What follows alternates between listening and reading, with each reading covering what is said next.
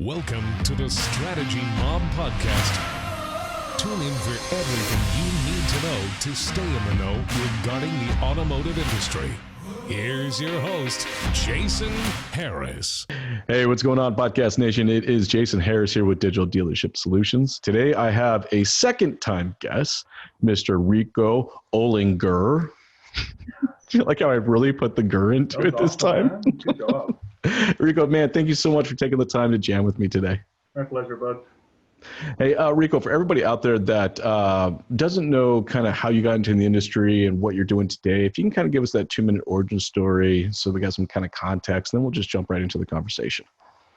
Yeah, I've been in the car industry for about 14 years. 06 is when I got my start. It was kind of by chance. I didn't apply at a dealership. I just met someone who worked in auto dealerships, and one thing led to another. I started selling cars, but over the years, I progressed into more of a digital operations role, and I love everything from the customer buying experience to the follow up to the digital marketing with all the cool stuff, social media, Google, you name it. Like, I just like everything digital. So I'm happy to be here again for a second time. Hopefully we can do more of these, All right. Well, let's get started with round two. Hey, I like digital operations. I just like, I like the way it sounds, digital operations.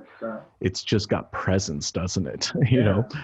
But I actually think it's actually a great place for us to kind of start talking, because I think a lot of people still think that the operation side of the business starts at your physical dealership, but that's not true at all, right?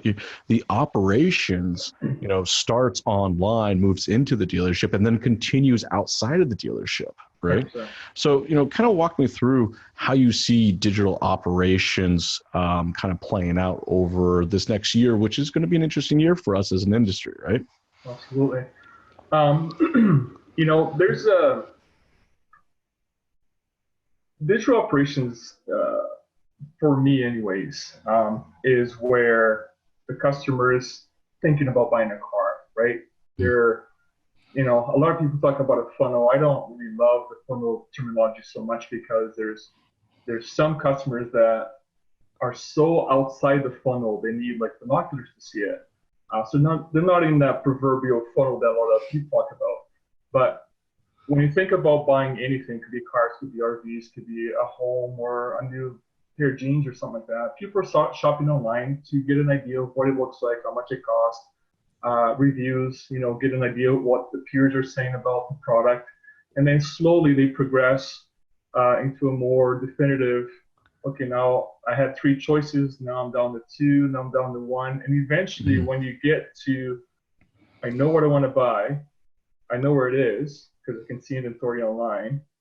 I look at where I want to buy it, right? And where I want to buy it comes in play where, again, from peers. Usually it's reviews, it's word of mouth and that kind of stuff. Where have you had a good experience? Which dealership or store treats you well? Follow up, all that kind of stuff, right? And so when I hit that storefront, I particularly like the cycle where it comes from digital and it goes to, let's say, physical, right? Where you're actually dealing with someone. I like taking the leads and converting them into sales. That's kind of what I like. I like the follow up. I like using all of the cool tricks that you've learned over the years to, get a sale, because that's your job. So where I was always kind of different. I'm very different. I'm wired differently. I've been called worse. I'm just trying to be nice to myself, right? I've been beaten up over the years, but I see guys like you who are really good at bringing business to the dealership with your Google strategies, your social strategies, all the cool stuff. And then you get someone like me who comes from the sales floor, and I don't have all of the necessary, let's say, the level of like I'm not as I would even say that I'm not as proficient with all of the digital marketing strategies to bring business to a dealership. But Mhm. I always take like when you hand off to me, I take it in and then I use my skill set with digital tools and CRMs and all of different things to kind of continue with that and figure it out. So in terms of digital operations, I always told my vendors that, or I always thought that I knew enough about the product and the marketing steps to keep them honest. Yes. Then when there was a handover, then I knew what to do from there on, kind of thing. So I think the operations is the full circle. I can't do my job without people like you, and people like me could potentially give you a good reputation too, right? Because it goes back to that good lead, bad lead kind of thing, right? I don't think there's a bad lead anywhere. I think dealerships make the process hard. You're Yes. buying a car hard, and they go for the kill every time. And if it doesn't convert right away, they label it as a bad lead. Well, I think that Therefore, it reflects on you, right? Yeah, 100%. Is that everyone is so focused on results right now that they seem to forget about the efforts.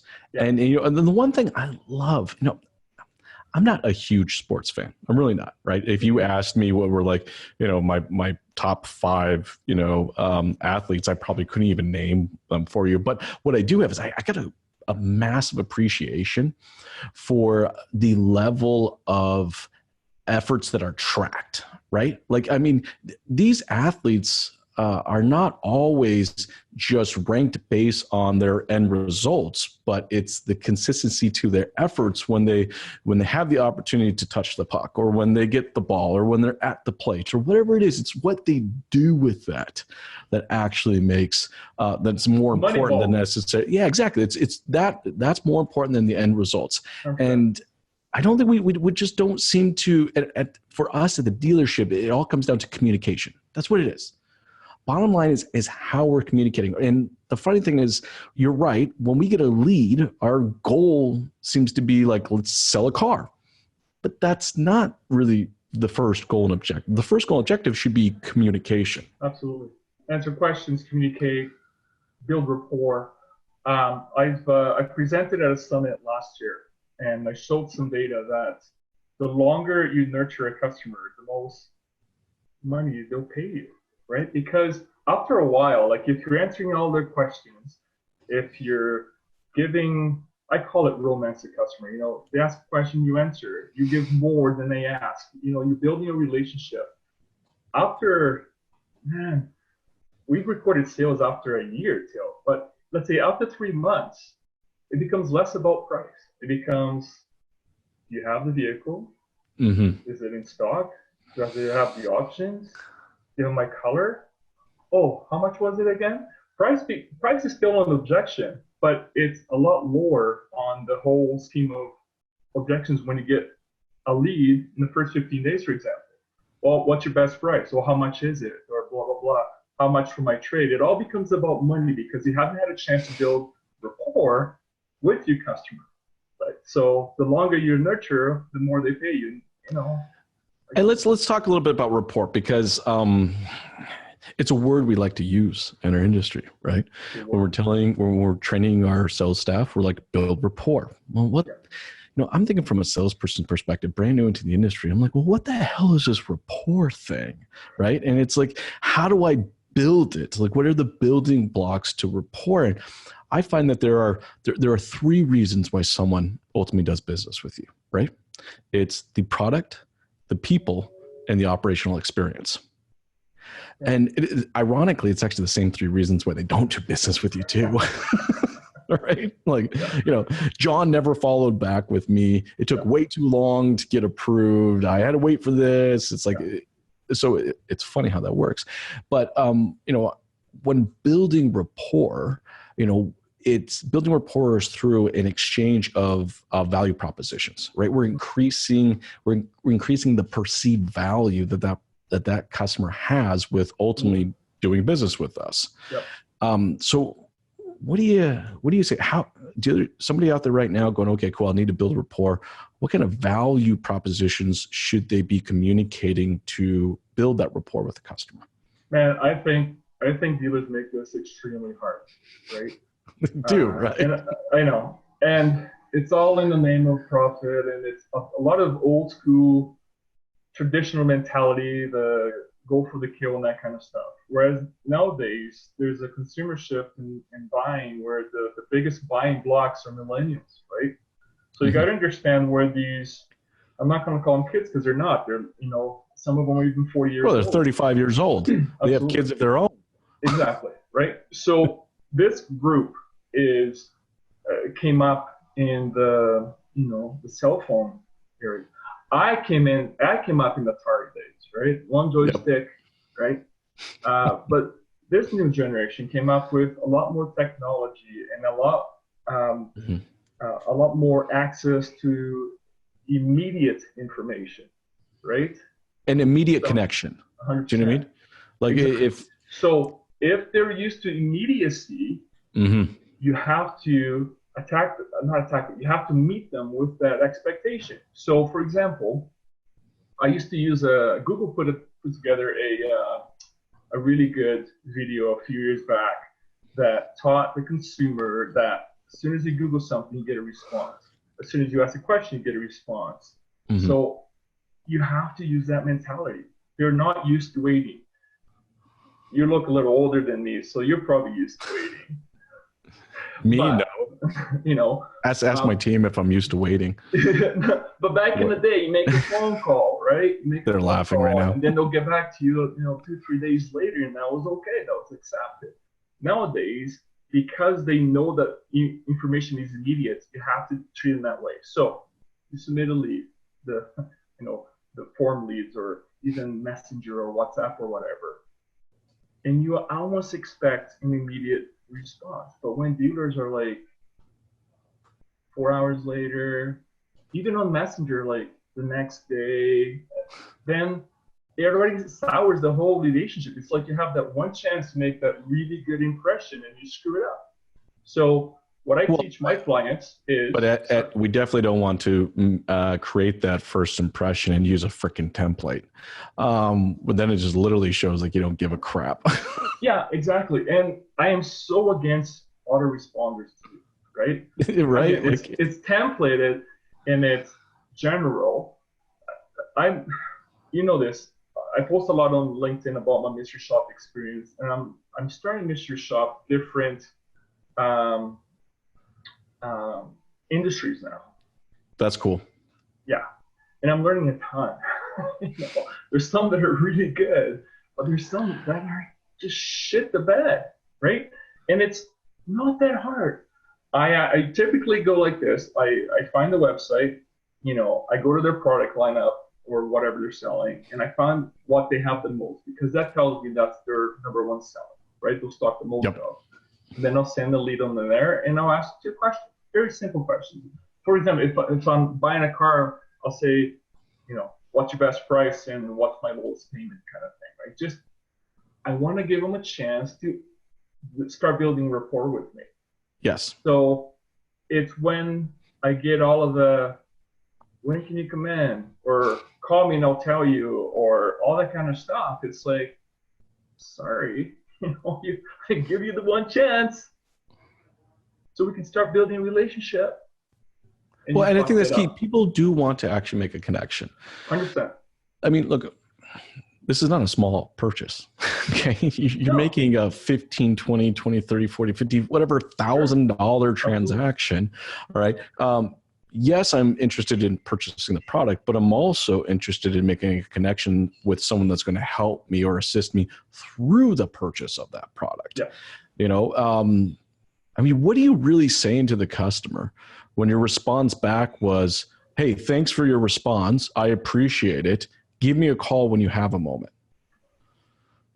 Break that out. Like, really break that down. It's literally, like, on one hand, you're saying thank you. And the other hand is like, I got no freaking time for you. Exactly. Okay. Like, give me a call sometime and I may or may not answer the freaking phone. Yeah. You know what? I think it's one of the simplest things you can do is just You ask me questions right now and I'm answering. It's not like I'm putting you on hold and like it's conversational. We expect that. And whether we're reaching out with social media, messaging apps, or the traditional form email or form submission on a website or a phone call, like let's take this to traditional, right? I call up a dealership. Hey, do you have this in stock? Oh, yeah, well, let me get information and let me go find out. Oh, actually, hang on a second. Then you walk to the outside the lot. Oh, yeah, I see it here. Let me send you. Like, they're not going to put you on hold because they're placing value on customer intent by source right now, and they shouldn't. That's a mistake. People contact you different ways because it's their preference. Okay. Sure. Some people like to walk in the dealership. They like, typically the older generations like to, the handshake, and those are their core values, right? So they prefer walking in.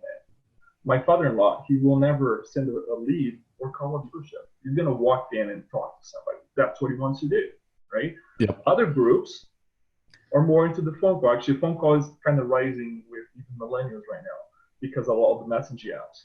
But you should not discount a lead that comes through your internet or your website or a messaging app as not serious or top funnel. That's a mistake that a lot of dealers do. It's just the customer's preference. It's how they want to talk to you. So well, it's how they want to connect. 100%. It's literally their way of testing to see how much you actually give a damn. Yeah. It is. I mean, let me send you an internet lead real quick. All right. Depending on your response, all right, the quality of your response, the time it took for you to craft that response is going to let me know if you actually give a crap about me as an individual. Look, that's what it's saying. If you're responding, quickly with an autoresponder, okay, so you care, but obviously not enough to personally write me as an individual. If you respond, within a reasonable amount of time that answered my question and really kind of asked for an opportunity or gave a value proposition on why we can continue to have a conversation. Right? Like for some reason, I've always been kind of dumbfounded by this, is that we'll respond to a lead with the information they ask. Like that's enough of a reason to continue to have a conversation with someone. It's like, okay, well, it's like, congratulations. You answered my bloody question. Thank you so much. You passed the test. Like you answered. I'm probably more willing to ask you more questions now that I know that you're going to answer them. Exactly. But I still think the customer even wants more than that. It's not, yes, give me look, see, I think what it is, the customer doesn't want us just to meet their expectations. They want us to exceed the expectation. Yeah. So I send an email in, or I phone you, and I ask you a question. All right. My expectation is that you answer it. That's meeting of the expectations. Right. But then the next question, or what our goal and objective should be as a dealership, it's like, okay, fine. I've met the expectation. They had a question. I answered the question. There we go. We've met it. How do I exceed that expectation? Yeah. And I find that's where a lot of, I'm looking for opportunities, efficiencies in this new year. Yeah. Right. And I'm seeing that's where that big opportunity is. 100%. I think there's too much friction in the process. Friction was a word I first learned. And I didn't understand it back then, but it was at a Google a meeting in New York City, and this guy came on stage. He's like, "Yeah, you got to remove the friction." I'm like, "What are you talking about?" But man, I'm thinking friction. I'm like, what am I rubbing up against people or something like that? I got to remove that. Friction is anything that stops. I'm not going to get physics or into physics right now, but you have something in motion. Friction slows that down, right? It's just the basic definition, let's say. Now, let's talk about friction in emails. Mm-hmm. And again, I'm referencing a lot of the results that I'm analyzing on these mystery shop rounds. And it's starting to be very common right now. And I don't understand why, but a lot of the emails I get back are like, please acknowledge the receipt of this email, and then I'll send you all the information. Yep. Dude, there's vendors out there saying that if you ignore questions and you ask another question, or you set it up like that your response rate is going to increase. increase. And where the fuck are they pulling that information from? If someone got back to me, I'd be like, you know what, asshole, answer my fucking questions, and then we'll talk more. But you know what? There's technology. It's not new technology. It's been around for a while. That you can tell when someone opens your email. You don't have to physically ask them, like, please let me know if you got this email, and then I'll get back to you. Kind of like, fuck you. Like, just use, if you're not using that technology, use it. There's CRMs out there. There's mail programs out there. You can put codes. As soon as they click on the email to open or read it, it will let you know. So you don't have to ask stupid questions. That's just friction. You got to kill the friction, right? So we got to kill the friction. I'm with you on this. All right. My question to you, Rico, is how do we exceed the expectation? What do we say? What do we give them? How do we exceed that expectation? Okay, let's focus on automotive then, right? There are a lot of tools that are free that anybody can use, and it starts here with your phone. Right? Sure. That's a good way to do it. So what can your phone do? Well, there's a lot of things, there's very little it can't do, right? Man, I was always a big, like, we didn't have phones like this back when I started selling, but if I was to start selling today, I'd use my phone. Man, I don't think I go in my office, right? Oh, I'm pretty confident I wouldn't. Lead comes in, I'm going to reply from my phone right away. I don't have to sit in front of a desktop to do it. But you know what? A lead usually comes in with a stock number. I find that stock number and take a picture. Or I'll take a video. Well, there we go. Let's talk about video real quick, because let's talk about exceeding the expectation, right? You meet the expectation, you answer the question. You exceed the expectation, right? There's one beautiful thing, and I think I like video just a little bit, right? Only did like 2,000 videos last year, 167 podcasts. But who's counting? Who's counting? But, there's something that you can put in a video that you were never going to get in a picture or a black and white text. It's like my intent to want to serve that person, my passion behind the product, my authenticity around whatever answer I'm putting to, right? That confidence and that conviction, right? You're going to be really, really hard to put that into black and white text. It's like you're going to see it on my eyes. You're going to hear it in the tonality of my voice. You're going to see it when my hands are flaring about and I'm getting excited about this thing. I'm so jacked to meet you and to help you out with your car buying needs. Like you're never going to get that. I mean, I'm still surprised. These video tools have been around for a long time. This isn't new. No. Like it was funny. I was cleaning out an office the other day and I found my Kodak ZI-1 and 1 stood for 1 megapixel. That's what, awesome. And it was, I don't know if you remember, it was about yay big. It looked like a Palm Pilot. All right. And just had a very small screen, incredibly low resolution. It was funny. The sticker was still on it and it was like now recording in 480p.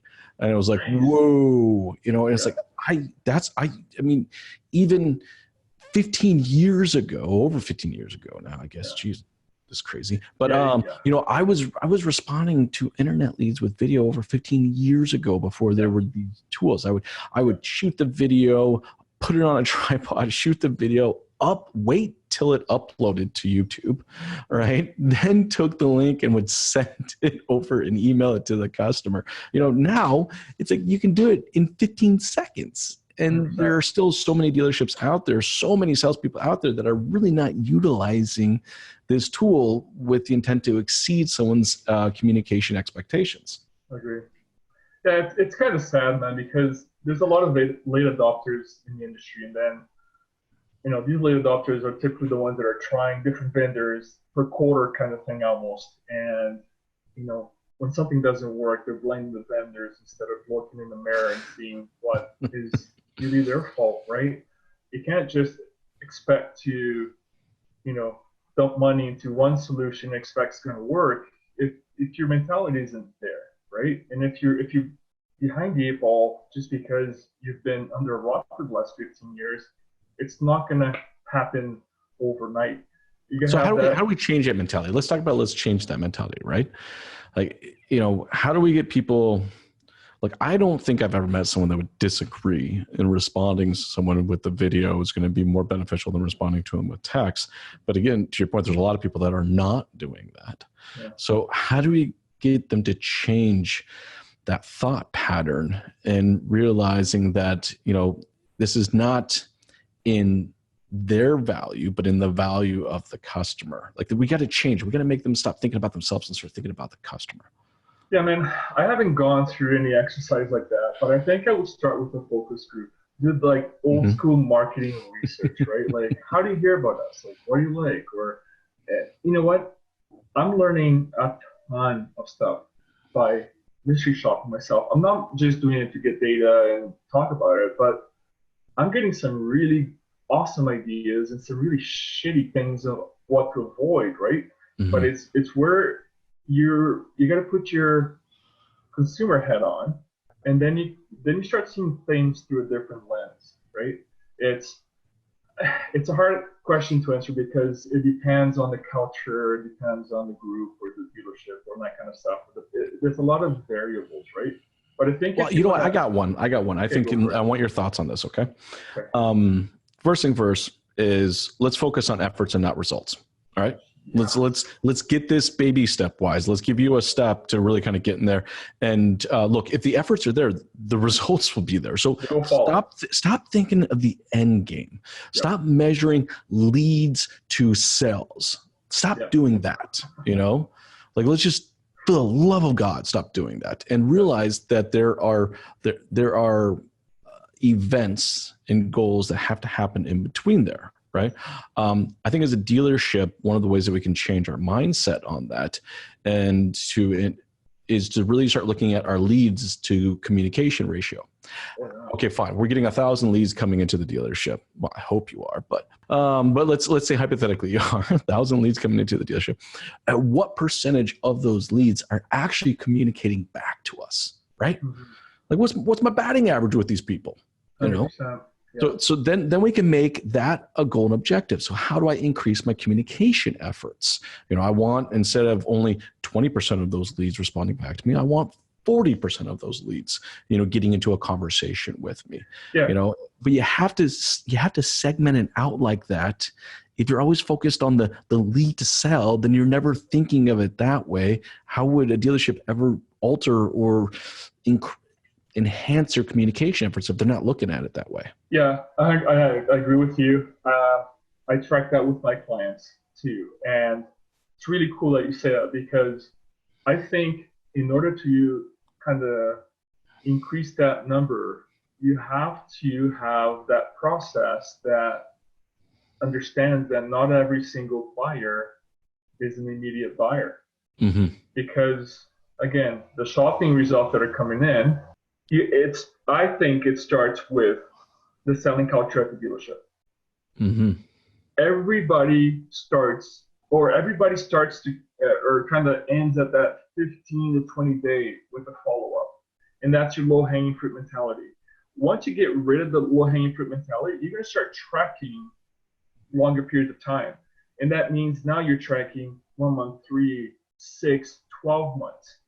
And those numbers change depending on your time frame.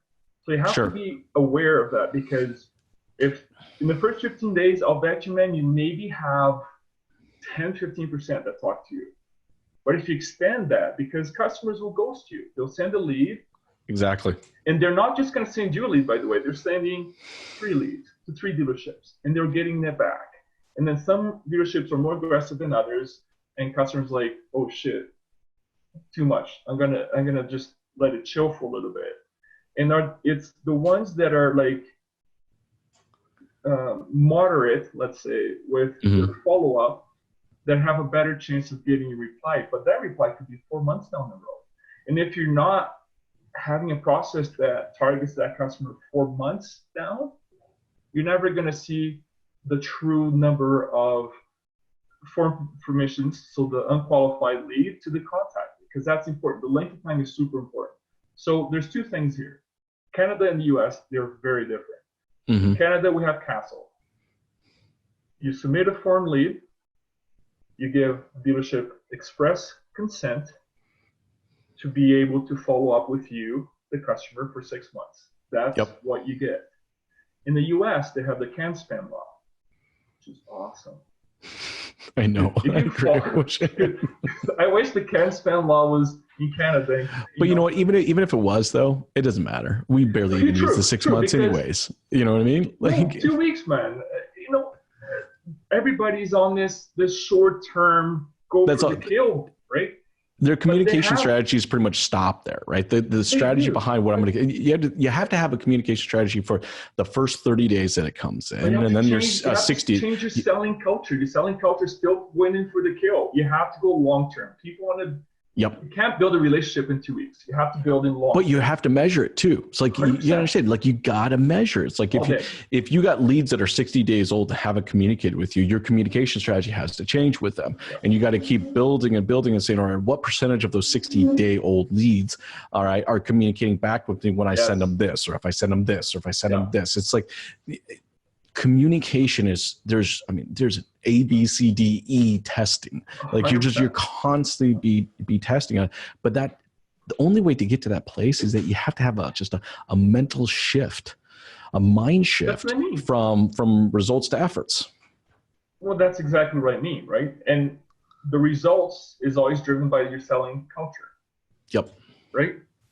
The effort is a different, you have to shift. I 100% agree with you. I don't have the fancy words that you use, but it all changes when you have to look at the whole picture. Right? Mm-hmm. You can't, like, if you go for the first 2 weeks, okay, then you're always going to get roughly about the same X contacted ratio.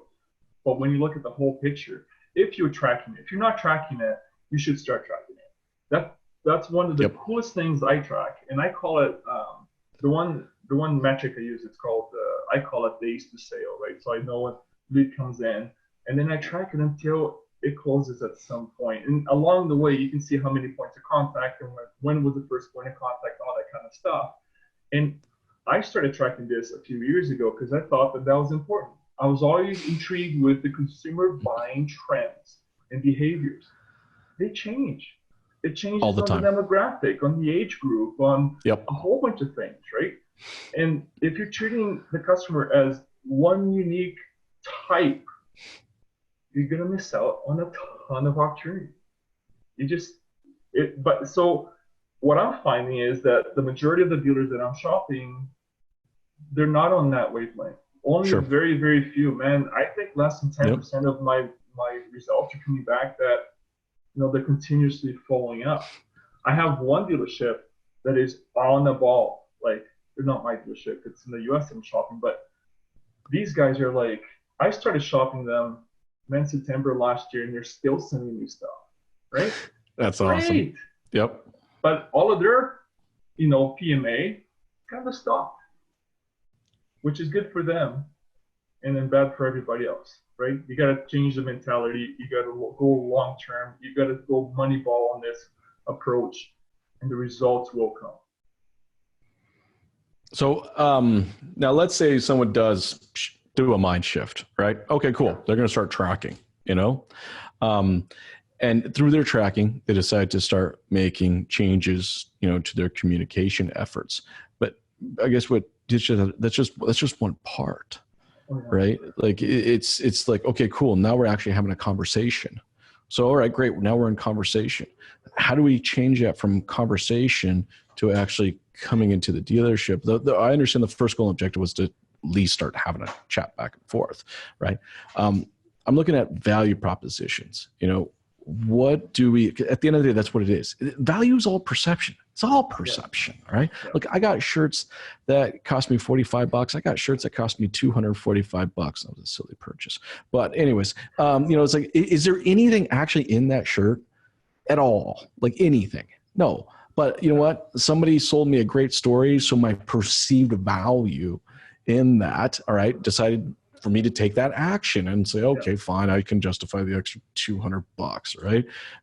Didn't do it again, but still, it's the same thing. Like, you want someone to come into the dealership, all right? You need to alter their perception of value in doing so, when you're doing some of your, when you're helping with dealerships out, where do you find the best value proposition is for a dealership to communicate to the customer that will help increase the probability of that customer coming into the dealership?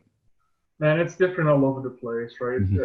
Depends on brand, depends on, if we're looking at urban or rural centers. It depends a lot of things. I think if you're a good salesperson, you're going to identify what your customer needs, and you're going to jump on those cues, right? Well, actually, I think that's a great point, right? We do a phenomenal job when someone comes into the dealership to build value in why they should do business with us right there on the spot, right? Mm-hmm. I mean, it's for years, that's how we've been trained. Yeah. It's like, we got to build value, we need them to take an action, and we need them to make a purchase like right now, right? But for some reason, all of that training that we do and that we execute on when the customer's in the dealership, we get into a conversation with them either online or over the phone or whatever. And it's like, we just kind of throw that out the window. I find that we're very good at building value within the dealership, but for some reason we don't seem to bring those talents over. Yeah. You know what? I think it's because a lot of dealerships, no, I'm going to get heat on this from your buddy, I'm sure. But you know who I'm talking about. Well, tell him to F off. Listen, let's look at some BDCs here. I said the big bad word here. I'm anti-BDC. I don't think it helps build the level of rapport that I'm used to building with my customers or how I coach. I think BDCs offer a good solution to dealerships, but they offer a disconnect per se, because these people are really good about building rapport, answering questions, getting the customer. But these people are often paid on appointments or show rates, and they get different cuts here and there, spiffs and whatever. But their mentality is to build appointment. And when the customer is ready to buy because he's building rapport with you, like, man, Jason, yes, let's do this. I'm coming in. Where can I find you? Oh, sorry, I don't work at the dealership, but there's this guy, Rico. He's really good with the product. He's going to be waiting for you, and you can talk with him. That doesn't work for me, man. Hey, you know what? I'm actually with you on this one, right? I'm actually with you. And I know this people will probably be surprised to find this. Look, if salespeople actually did their damn jobs, the BDC wouldn't be required. Exactly. So, right? But that's just kind of where we are. I also find that, getting someone to selling the value of coming into the dealership is one. Selling the value of doing product and purchasing is another. All right.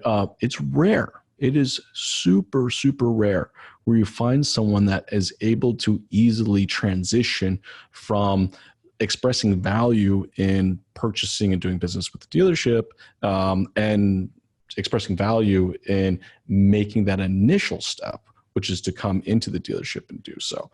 I've met a handful of salespeople out there that I know can do this and do this effectively. But for the most part, they're not. And that's just why we have to have that BDC.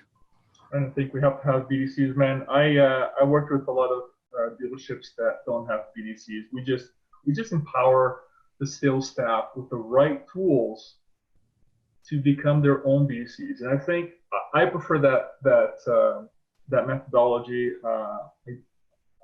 I'm almost anti-BDC because again, Mr. Shopping back and forth here, but I find a disconnect. Now, BDC aside, you're talking a lot about coming into the dealership. How do you build the value proposition to bring the customer into the dealership? Man, I think that's part of the problem here. The more we progress here with the years in technology, and the more we look at other companies like Carvana's of the world, right? They're not promoting that in dealership experience, right? Man, I can't remember the last time I went to a fucking mall. I buy everything on Amazon, right? It's the convenience of doing business over digital means that the more you talk about in dealership, I think you're focusing on the wrong thing. Now, don't get me wrong. I still believe that there's need for rooftops to be out there. I would not buy I'm not ready to buy a car without test driving it yet. Someone can send me a VR of a test drive. It's not the same. Yeah, it's not going to be nothing. You got to physically right? touch it and feel it and smell it. And everything that's coming out of Think it. Auto, everything that's coming out of Think Auto says, you know, a great majority, like 66% was the last figure I saw, still want some sort of connection with someone to help them buy the car. And it's very, very few that don't want that personal connection. So I'm all about building rapport, proper follow-up. And if you do that job good, you will see the customer will tell you how to build that value proposition to get them to the next level. You got to listen, right? You don't just ask questions or answer questions with questions. You got to, I'm all about that rapport building thing, right? Mm-hmm. They'll tell you how to sell them. It's just as simple as that. It's what you're taught when you're on the floor. If you listen well, don't interrupt, and they'll tell you how to sell them. It's just how it is. It just translates that to digital. So again, you don't just meet the expectation, you have to exceed, because when you're digitally, you don't know that the customer is only dealing with you. You have to assume that they're dealing with multiple. You have to exceed the expectation. So let's, going to exceed the expectation. Yeah, I think you're going to be hard stricken to find a salesperson that's going to follow up with a lead that's 6 months old. And it's not necessarily the salesperson's fault as much as it is the way they're paid. So it's an industry issue, right? All right. When you pay someone and they get rewarded based on their results, not their efforts.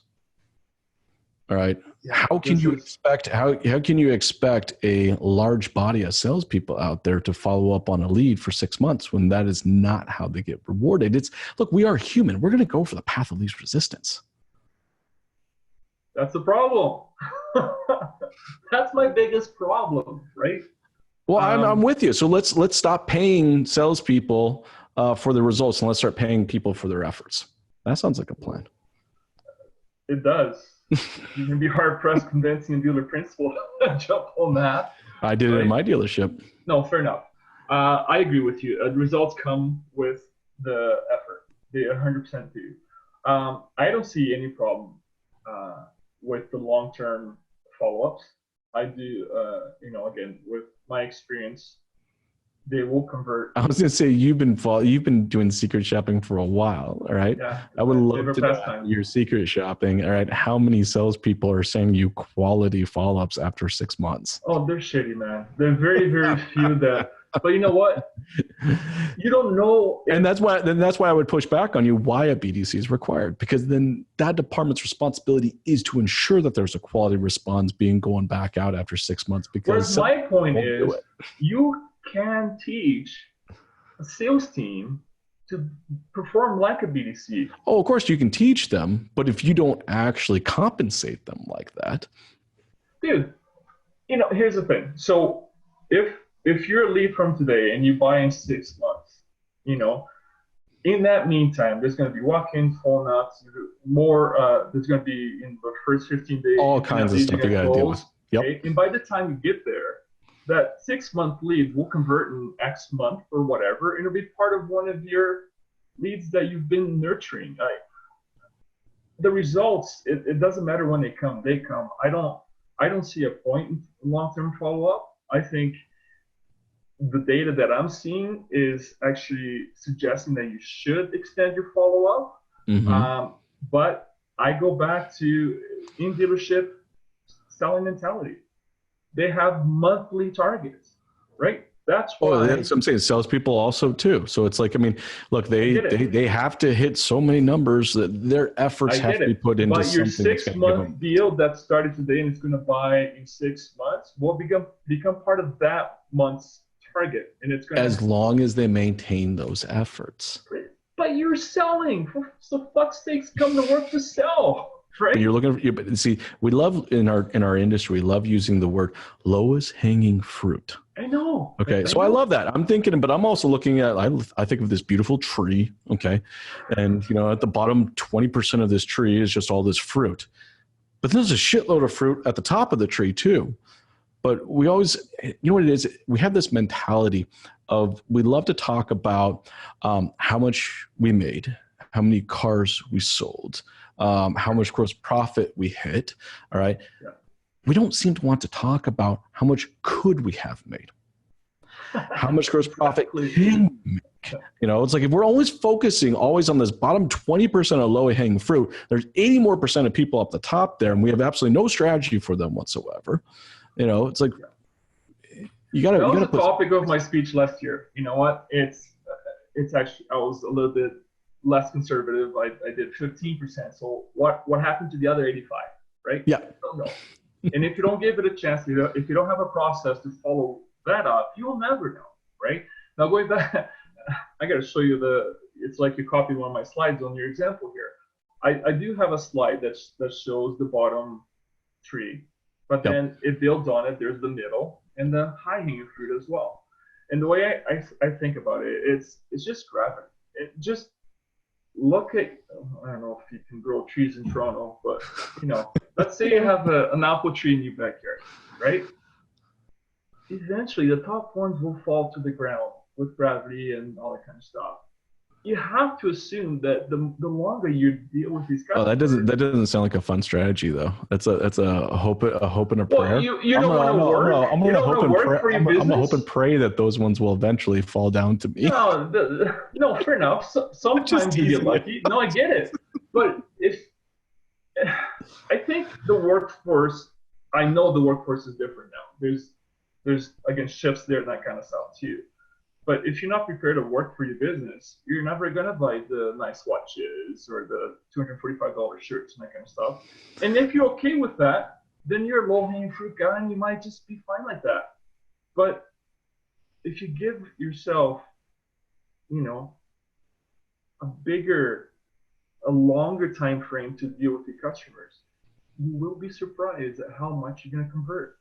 Because customers, the lead that you get could be I want to buy today because I wrote off my car in an accident, or I'm thinking of buying a car because mine's getting old, or I would really like to own a car one day. You don't know who you're dealing with until you start conversing with that customer, get an idea of the overall picture, and then based on that information, craft your follow-up, right? Well, I think that's what we're pushing for, right? I mean, that's what for the most part, this podcast has been kind of about, right? And I know we're out of time, but I mean, I think that's a great way to sum it up is that, you know, for yourself professionally, and as for your business, and I think as an industry, you know, that we have to look at our communication efforts, you know, with our clients as more of as a marathon that we're trying to run side by side and not this sprint. We got to get rid of this sprint stuff. Rico, thank you so much for taking the time to jam with me today. This was a lot of fun. Yeah. For everybody out there that's listening and watching right now and love to connect with you and learn a little bit more about what you do, what's the best way to do so? The best way to find me is on LinkedIn, or you can email me at rico@flyprocess.com. Just a bit of a consulting gig that I started, and I like to help dealerships that want to be helped. You know, I think we'll grow together for the long term and make some money in the way. So appreciate for having me for your a second time around. Hopefully we can grow that number and shoot the shit on some other stuff, because I think you're fun to talk to, man. I think we get some really good topics out there that this was a blast. Spark some discussion. Who knows, right? That's right. Hey, thanks again, Rico, so much for your time. You have a wonderful day. Appreciate it too.